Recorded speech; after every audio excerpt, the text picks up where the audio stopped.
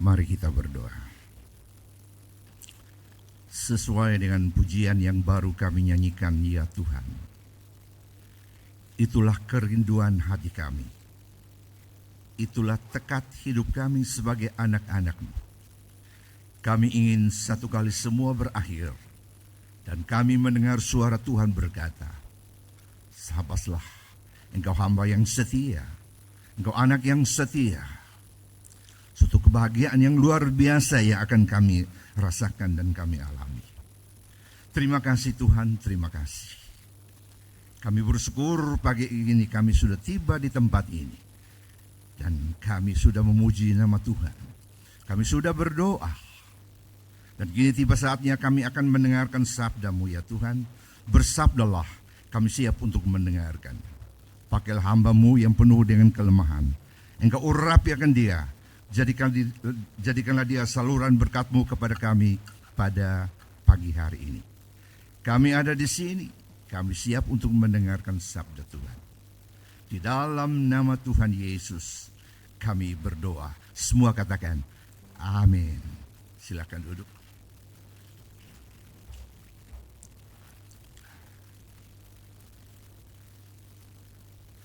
Baiklah jemaat yang dikasihi Tuhan, saya ucapkan selamat pagi dan selamat berbakti. Shalom. Shalom. Dan juga saya kira saya mau ucapkan selamat ada yang merayakan Idul Fitri. Kalau ada sudah nyasar ke sini. Ya baik, tidak apa-apa. Pagi ini kita akan bersama-sama memikirkan satu tema. Tema ini kalau kita coba-coba untuk merenungkan atau sepintas kita merenungkan, tema yang sangat kontradiksi sekali. Satu tema yang paradoks sekali, yang tadi sudah disebutkan juga, yaitu menderita atau dianiaya tapi bahagia. Ya, lucu ya. Kalau sepintas kita berkata lucu tema ini. Tapi pasti mempunyai makna-makna tersendiri yang kita akan renungkan pada pagi hari ini. Untuk itu marilah kita membacakan firman Tuhan dulu. Karena saya ingat satu kali saya memimpin satu kebaktian KKR di Pulau Rote ya. Saudara sudah pernah ke Pulau Rote? Dan itu di lapangan. Jadi sinar lampu tidak terlalu bagus. Maka pada waktu saya berkhotbah, setelah saya katakan kita akan membacakan dari sini, lalu saya tidak baca. Pada waktu saya tidak baca, setelah habis khotbah, ada seorang bapak ketemu saya, dia berkata begini, "Bapak pendeta tadi lupa baca Alkitab." Saya katakan, saya tahu, tidak lupa.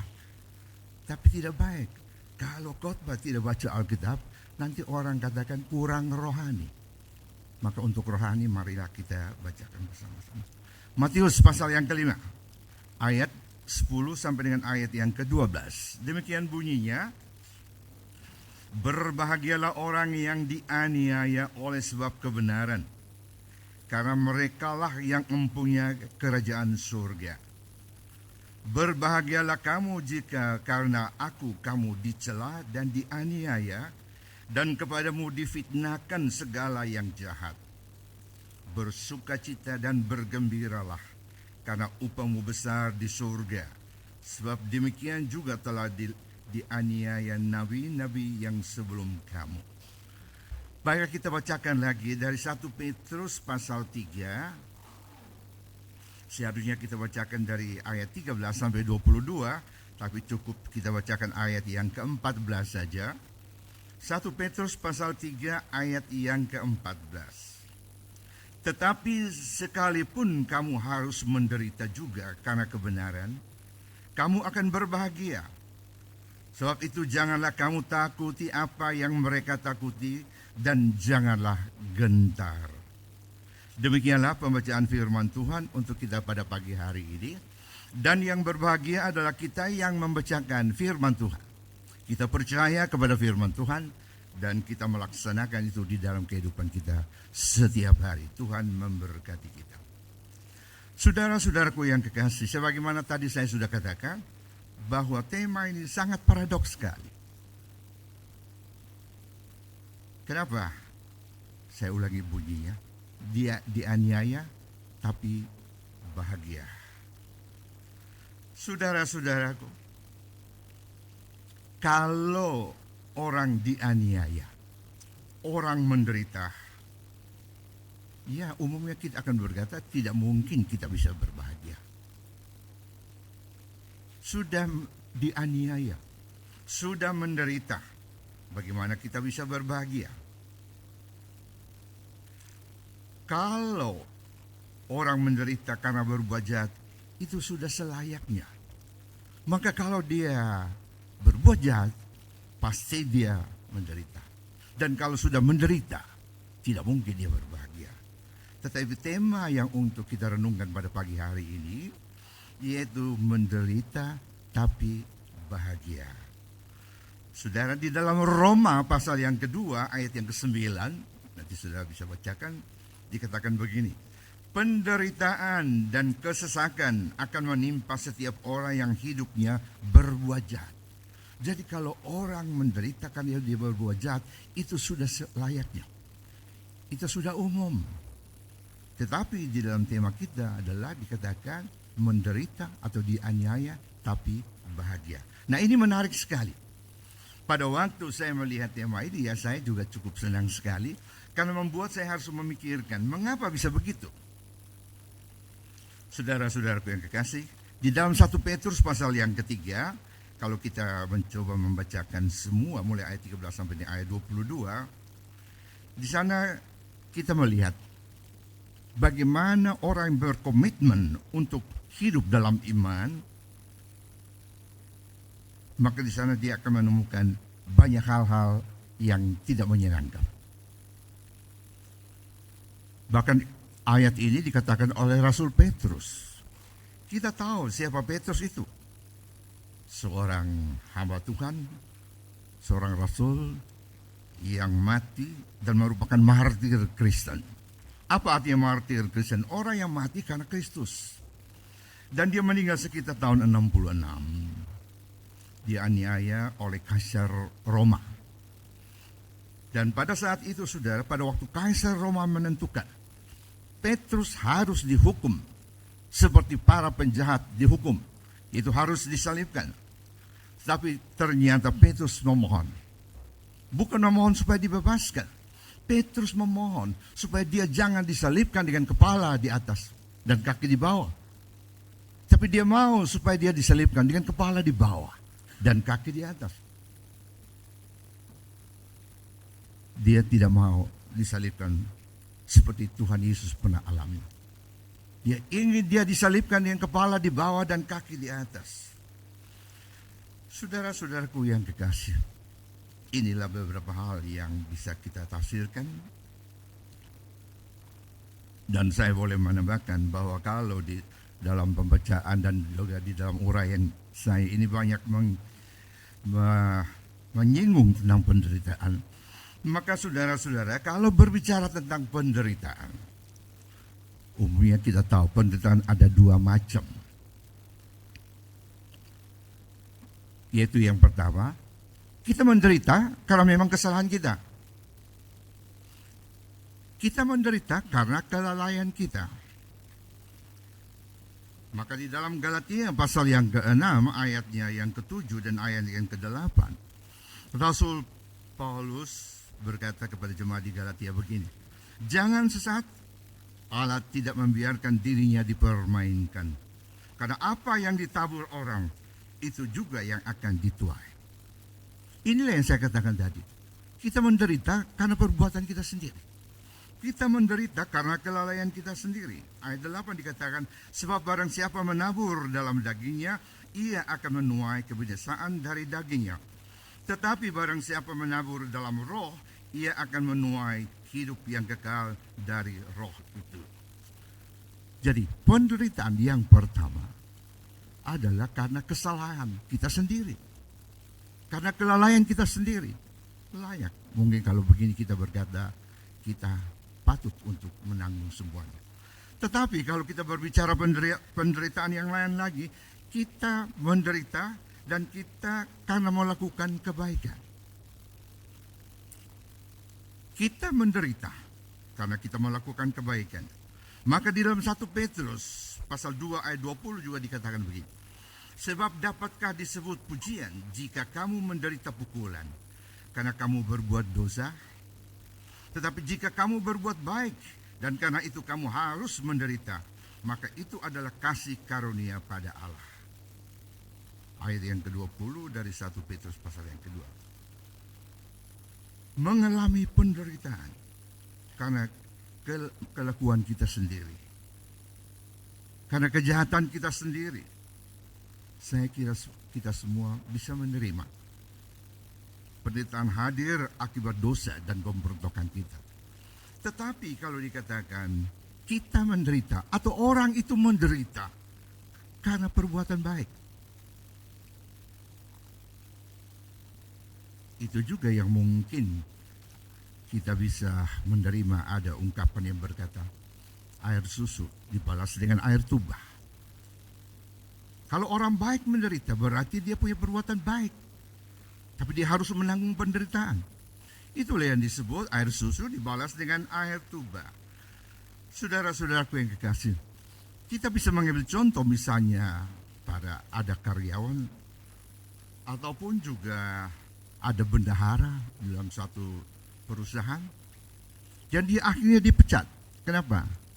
Karena dia tidak mau melakukan apa yang diperintahkan oleh atasannya untuk melakukan sesuatu yang bertentangan dengan kebenaran. Misalnya mungkin dia make up akan pengeluaran dan sebagainya. Sehingga akhirnya dia harus menanggung penderitaan. Inilah yang saya katakan, orang dia menderita karena perbuatan baik. Dia mau berbuat baik, tetapi akhirnya harus dia kena sanksi dan lain sebagainya. Kalau kita melihat di dalam Alkitab, Yusuf dalam kitab Kejadian sudah bisa menemukan bagaimana dia diperlakukan oleh saudara-saudaranya sendiri. Yehuda, Simeon, Levi misalnya menangkap dia. Dan pada waktu dia sudah sampai di Mesir, dia ditangkap dan dimasukkan ke dalam penjara. Karena apa?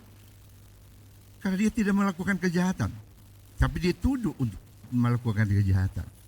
Dia dituduh untuk melakukan suatu hal yang tidak senonoh, tidak baik dengan istri Potifar. Dia berbuat baik, tapi harus menanggung penderitaan. Pokoknya ada banyak orang yang baik yang dibuat menderita oleh orang-orang yang tidak baik. Pimpinan berbuat tidak baik kepada bendahara yang berbuat baik. Saudara daripada Yusuf, mereka berbuat jahat kepada Yusuf karena Yusuf seorang yang baik. Istri Potifar dan suaminya menangkap Yusuf dan memasukkan di dalam penjara. Karena apa? Yusuf berbuat baik. Dia tidak mau melakukan perbuatan yang tidak baik. Inilah yang saya katakan. Poin yang kedua tadi, ada orang menderita karena punya tekad tidak mau berbuat jahat atau orang yang berbuat baik. Saudara-saudaraku yang kasih, demikianlah ada beberapa hal yang saya mencoba mengajak saudara untuk melihat penafsirannya. Dan sekarang kita akan memikirkan agar dari apa yang kita pikirkan nanti kita bisa mendapat kebenaran yang kita bisa membawa pulang.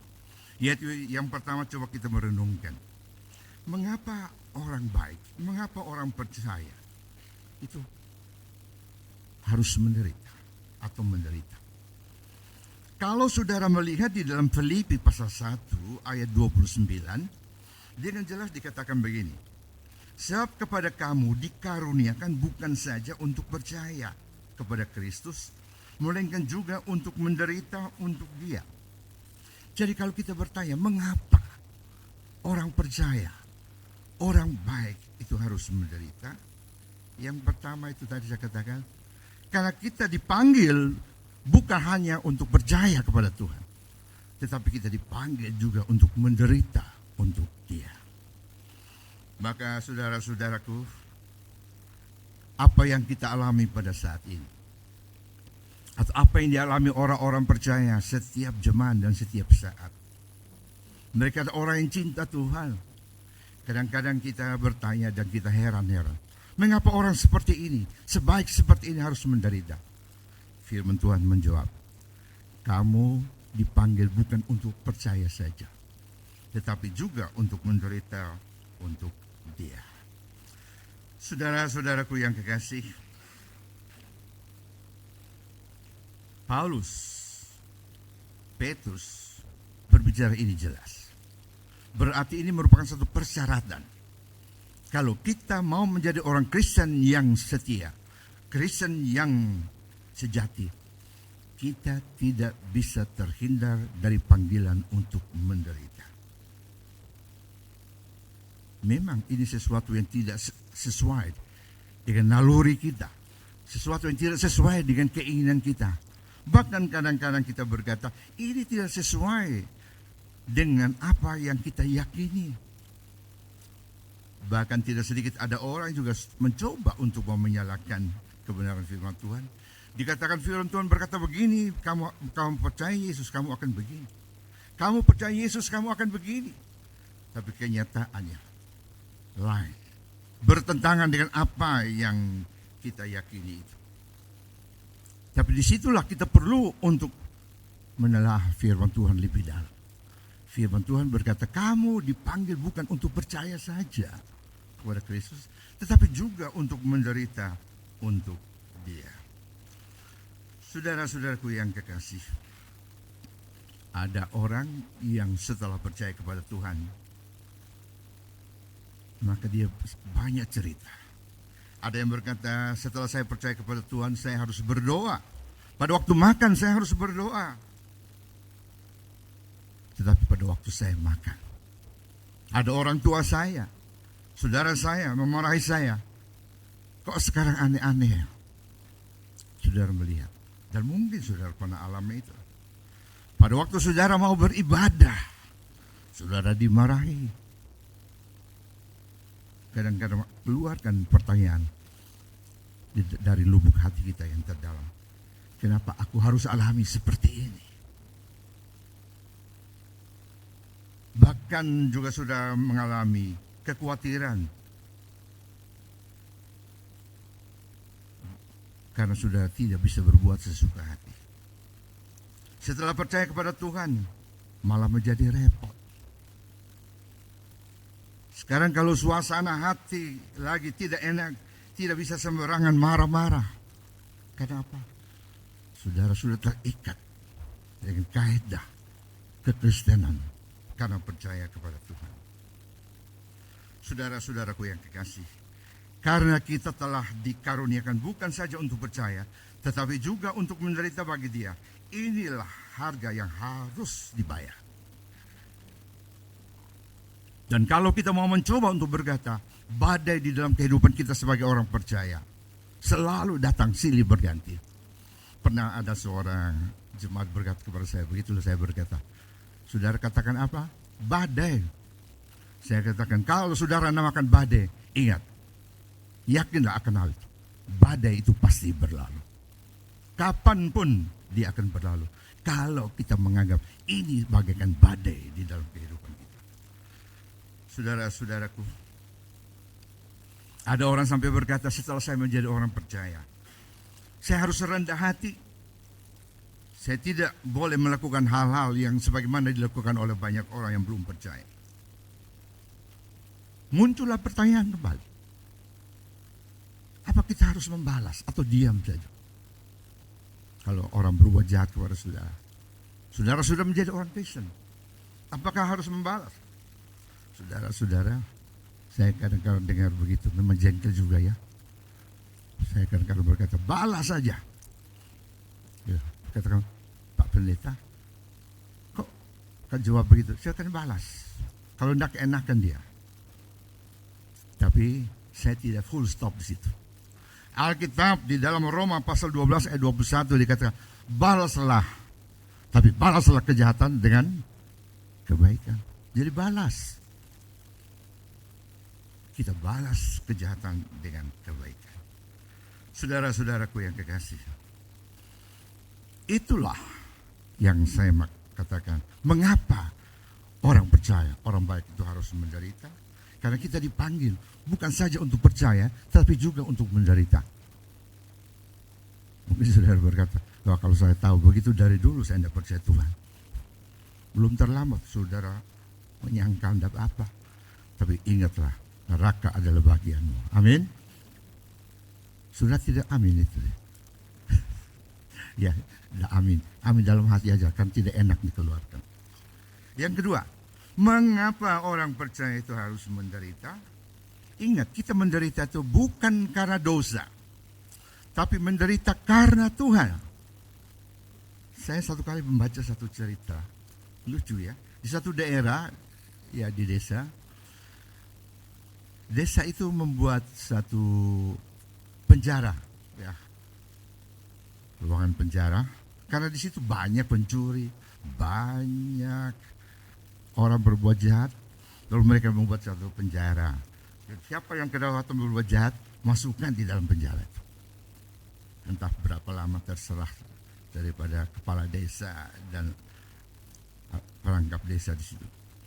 Satu kali ada orang percaya yang dia kedapatan mencuri ayam, ya. Lalu dia ditangkap, dimasukkan di situ. Nah, pada waktu dia di situ, diakonia datang busuk, saudara-saudara datang busuk. Karena dia orang baik juga di gereja, aktif dan sebagainya. Pada waktu dia datang dan orang-orang berdoa menangis, dia katakan begini, teman-temanku, jangan tangisi aku, tangisilah dirimu. Ingat, kita orang percaya harus bersedia menanggung salib. Saya lalu lucu. Salib, ini salib apa nih? Ini bukan salib Tuhan, ini salib ayam. Karena pencuri ayam, dia dimasukkan dalam penjara, dia katakan ini salib. Tidak usah resah, tidak usah tangisi aku. Ingat, kita harus menanggung. Yang dimaksudkan oleh Alkitab, kamu harus menderita untuk Tuhan, bukan seperti ini. Bukan karena dosa, tetapi karena Tuhan. Saya pernah melihat seorang hamba Tuhan. Satu kali dia ditangkap beberapa aparat, lalu karena dia agak berkumis ya, saya ingat, saya lihat mereka cabut kumisnya sedikit demi sedikit. Dia tetap tegar, kadang-kadang wajahnya itu seperti senyum. Saya bayangkan itu terlintas dalam pikiran saya. Waktu itu saya belum masuk sekolah teologi. Saya membayangkan, kalau saya seperti itu bagaimana? Dia tenang. Mereka mencabut kumisnya satu-satu.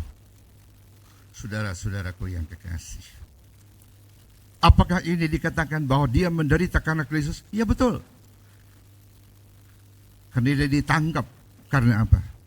Dituduh menyebarkan agama Kristen kepada orang yang bukan beragama Kristen. Saudara-saudaraku yang kekasih, pada kenyataan hidup, penderitaan bukan sesuatu atau tidak bisa kita hindari. Ada bermacam-macam penderitaan. Dan kita tidak senang dengan penderitaan. Maka kita melihat, kita berusaha bagaimana supaya tidak menderita. Karena memang menderita itu tidak enak. Misalnya ada orang yang menderita karena penyakit. Kita berusaha supaya jangan sampai tiba atau pada level itu, menderita.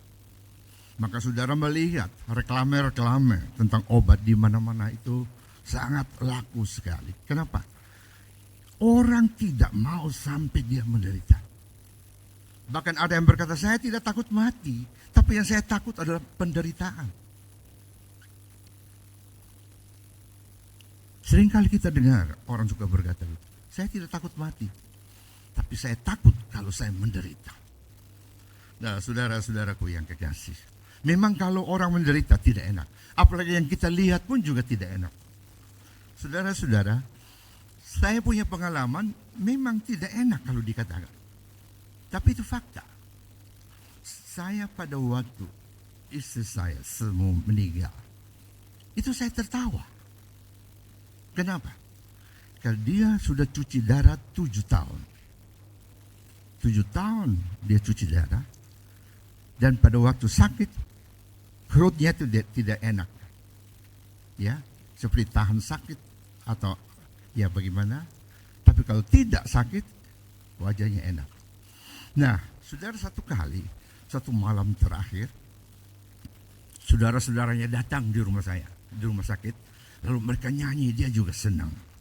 Ya, nyanyi. Paginya, saya di sampingnya. Karena memang waktu semua 7 tahun cuci darah, saya yang take over untuk mengatur semua. Dari atur makanannya, atur airnya, bagaimana semua.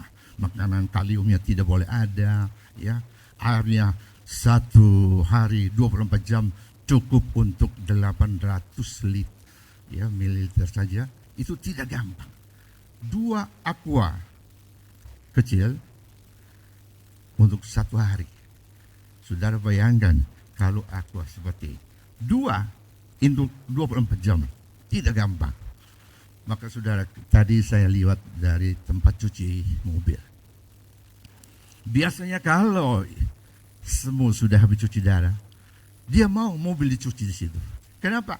Karena pada waktu mobil dicuci di situ, mobil kita tetap di dalam dah. Lalu disiram dari luar. Jadi sudah supaya bisa merasakan dinginnya air. Sampai begitu. Pada waktu pulang dari rumah sakit kadang-kadang atau sore-sore siang-siang, dia mau siram tanaman. Kenapa? Supaya dia basah. Saya juga pura-pura semprot dia. Jadi kita seperti anak kecil main semprot-semprotan, ya, sampai basah dia basah, saya juga basah. Saya basah tidak apa-apa. Tujuannya supaya dia juga basah. Jadi dia bisa merasakan ademnya badan itu. Nah, saudara-saudara, saya satu kali tadi saya katakan pada malam dia nyanyi-nyanyi, paginya dia mengeluh. Kenapa? Dia mengeluh karena perutnya sakit. Perut sakit. Lalu saya kompres dia dengan air panas. Habis saya kompres, dia tenang. Seperti orang senyum. Saya senang. Padahal sebenarnya dia sudah mati. Tapi karena saya lihat wajahnya seperti orang senang, ya, tidak menahan sakit. Saya lihat, saya tertawa, saya geleng-geleng kepala. Tapi kok saya pikir kok keadaan ini kok terus begitu. Agak lama. Lalu saya coba memegang ini. Seperti saya tahu, oh ini sudah tidak ada. Saya coba memanggil suster, lalu datang memang ternyata sudah meninggal. Saya lalu mulai berpikir, dari tadi saya senyum, saya tertawa, senang. Melihat wajahnya yang tidak seperti orang tahan sakit. Tapi wajah orang yang sudah terlepas. Itulah yang seringkali orang suka berkata, orang Kristen kalau saat meninggalkan dunia ini, dia tidak menahan. Kalau ada orang yang menahan karena dia tidak tahu kemana dia akan pergi, sampai orang katakan dengan istilah, dia gelisah, dia tahan, bagaimana dia bisa terus bernapas. Tapi kita orang percaya, kita tahu kemana kita akan pergi, sehingga akhirnya begitu enak. Makanya saya seperti mengingat akan hal ini, saya seperti menyesal, tapi tidak juga. Saya kok senang melihat dia senyum seperti orang senyum pada waktu menghembuskan napas. Karena saya tidak tahu. Nah, saudara-saudaraku yang kekasih, ada orang yang menderita karena sakit, tadi saya katakan. Ada orang yang menderita karena narkoba dan lain sebagainya. Tapi yang penting, kita menderita bukan karena dosa. Kalau kita menderita karena Tuhan, kita harus bersyukur. Itu adalah anugerah Tuhan. Saudara-saudara, pernah satu kali ada saya baptiskan seorang bapak.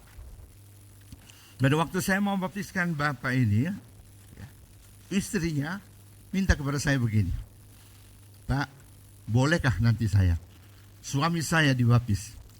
Saya minta waktu bersaksi. Saya berpikir, janganlah dibaptisan bersaksi, nanti di kebaktian doa saja. Lalu dia ngotot mau bersaksi. Lalu saya katakan, coba ibu mau bersaksi apa? Karena dia ngotot, malah saya curiga, ya. Jadi saya katakan, coba, ibu mau bersaksi apa? Dia cerita. Setelah dia cerita,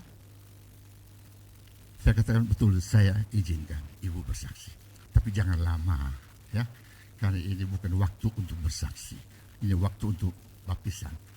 Saudara-saudaraku yang kekasih, saya berpikir kesaksiannya bagus sekali. Maka saya berkata kepada ibu ini, singkat saja, tidak apa-apa, bagus sekali, saya izinkan. Nah saudara, pada waktu dia maju ke depan, dia nangis. Saya lihat dia jam, nangis saja sudah berapa menit, nanti bersaksinya kapan lagi. Dan saya yakin dia pasti menangis. Sebab dia sudah beritahu saya kisahnya yang akan dia saksikan. Dan saya yakin pasti menangis. Jangan dia saja menangis, saya pun juga ikut menangis. Kesaksian begini.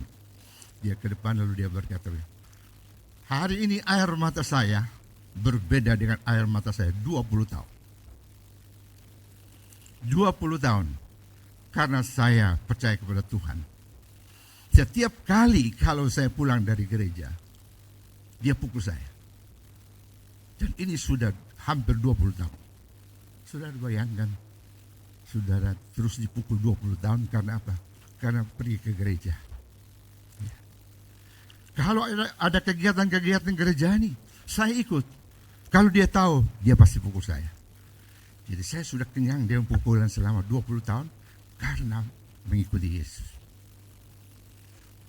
Jadi saya harus kadang-kadang berbohong.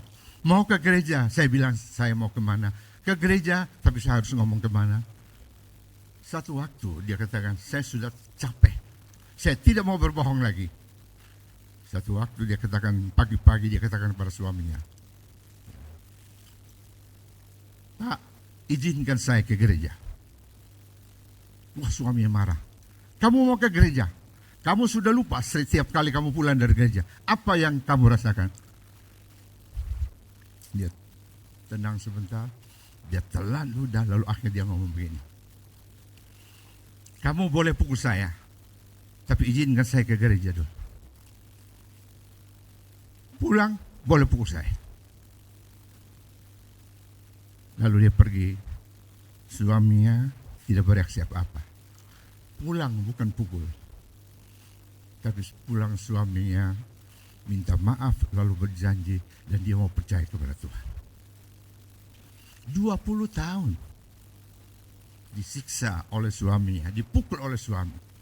Kalau ketahuan dia ke gereja atau ikut aktivitas gereja. Saudara-saudaraku yang kekasih, kamu dipanggil bukan saja percaya kepada Tuhan, tapi juga untuk menderita bagi Dia. Memang perjalanan hidup kita sebagai orang percaya tidak mudah. Saya tertarik satu lagu. Pada waktu saya memimpin satu kebaktian di Semarang, GKI Semarang, ada seorang ibu juga nyanyi lagu ini. Pada waktu Jumat Agung, dia juga bersaksi akan keadaan dirinya. Lalu dia katakan, tak mudah jalan. Lagu itu sederhana. Kalau saya hanya ngomong, saudara tidak bisa meresapi akan lagu ini. Ya, saya coba dengan nada lagu ini. Lagu ini sederhana, bunyinya begini. Tak mudah jalanku yang menuju ke surga, sebab banyaklah duri jerat. Tak mudah jalanku, tapi Yesus yang pimpin, sehingga aku pun tak sesat. Sungguh tak mudah jalanku, tetap sungguh tak mudah jalanku, tetapi Yesus Tuhan dekatku berjalan, meringankan beban dunia. Tak mudah jalan hidup kita. Jalan memang tak mudah, tapi akhir daripada perjalanan kita itu bahagia. Semua anak Tuhan, kita hamba Tuhan, tidak mudah perjalanan itu semua. Tapi akhir daripada perjalanan kita akan berbahagia. Kadang-kadang di dalam perjalanan ini kita harus berteriak. Berteriak. Kalau engkau disalah mengerti orang, karena engkau dibully oleh orang lain, banyak orang tinggalkan kamu, dan sebagainya. Saya seringkali suka berpikir begitu, lalu saya katakan, orang boleh berbuat jahat kepada saya, yang penting saya tidak berbuat jahat kepada orang. Orang boleh tinggalkan saya, tapi saya tidak tinggalkan mereka. Pada waktu kita mengalami keadaan-keadaan seperti itu, ingat Tuhan Yesus. Di minggu-minggu kita akan memasuki minggu sengsara. Ingat apa yang dialami oleh Tuhan Yesus. Kita hanya bisa berseru kepada Tuhan. Makanya saya anjurkan juga kepada kita semua. Pada waktu kita mengalami beban berat di dalam hidup ini, yang menindih akan kehidupan kita, biarlah kita juga berteriak. Kita bisa memuji Tuhan, kita memuji Tuhan. Tertindih dengan beban berat, dosa dunia menjerat, lalu ku datang pada Yesus. Yesus mengubah hidupku, Yesus jamah segenap hidupku, dan beri damai di hatiku. Semua tak berubah, dan aku tahu Yesus jamah ku jadi baru.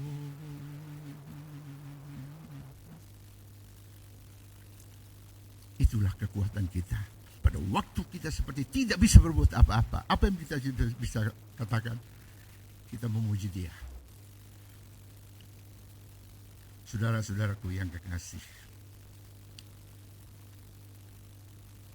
sekarang kita akan dengan singkat saja saya tambahkan. Lalu dikatakan orang yang menderita, dianiaya, tapi bahagia. Apa bahagianya? Saudara-saudaraku, singkat saja saya katakan. Bahagia yang pertama adalah kita pada waktu dianiaya, kita pada waktu dibuat menderita, kita makin lebih dekat kepada Tuhan. Kita makin lebih dekat kepada Tuhan. Itu satu kebahagiaan yang dikatakan menderita, dianiaya, tapi bahagia. Hal yang kedua, apa bahagianya? Kita dianiaya, tapi bahagia. Kita dianiaya, tapi bahagia. Kebahagiaannya itu adalah apa? Kita makin kuat iman dan pengharapan kita. Karena pada waktu kita disiksa, pada waktu kita dianiaya, kita makin tambah kuat dan tahan uji. Saudara-saudaraku yang kekasih, seorang anak kalau dari kecil sudah biasa dia diberikan beban untuk bekerja, maka dia sudah terbiasa. Dia sudah terbiasa. Pada waktu ada tantangan, dia kuat. Dan yang ketiga, apa bahagia? Kalau kita dianiaya, kita selalu berpikir positif dan menjadi orang yang optimis. Karena apa? Kita punya pengalaman bagaimana dalam keadaan yang begitu susah Tuhan datang menolong saya. Dan Tuhan yang sama akan melakukan hal yang sama juga kepada kita dalam kehidupan kita. Saudara-saudara, ingatlah kisah Tuhan Yesus. Saya tidak usah ceritakan satu demi satu, tapi dia dibentuk bagaimana dia tidak diterima, dia dibuang, sampai dia harus berpindah tempat dan lain sebagainya. Semuanya itu membuat akhirnya dia dengan kekuatan yang dia punya, dia mampu untuk naik ke salib. Saudara-saudaraku yang terkasih, biarlah dengan apa yang kita ingat pada saat ini, kita pikirkan dan renungkan bahwa dianiaya tetap bahagia. Apapun yang kita alami, ingat, firman Tuhan berkata, tema kita hari ini berkata, ingat dan terus renungkan, dianiaya tapi tetap bahagia. Karena kita punya Allah yang luar biasa. Kita punya Allah yang tidak pernah meninggalkan kita. Kiranya Tuhan memberkati kita semua. Amin. Mari kita berdoa. Bapa kami yang di dalam surga, suara manusia sudah berhenti, tapi biarlah suara Roh Kudus terus bekerja di dalam kehidupan kami. Artikan firman Tuhan pada pagi hari ini, agar kami mampu melaksanakan di dalam kehidupan kami. Terima kasih Tuhan, terima kasih. Segala puji, hormat, dan kemuliaan kami kembalikan kepadamu. Di dalam nama Tuhan Yesus kami berdoa. Amin.